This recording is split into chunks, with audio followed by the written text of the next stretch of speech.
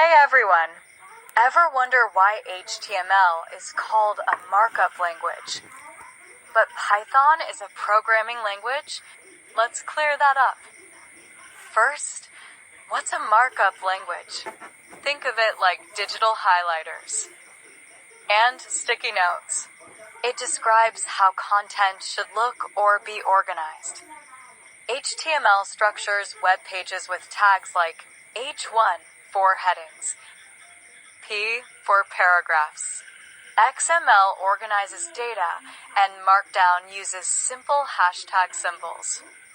But here's the key: markup languages just present information. They don't actually do anything active. Now, programming languages?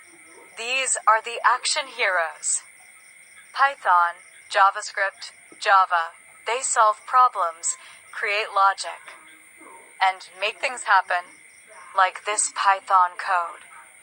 Print, hello world, which actually runs and prints text. Programming languages can think. They handle calculations, decisions, and respond to you clicking buttons. So the big difference? Markup equals structures and presents data, like a document.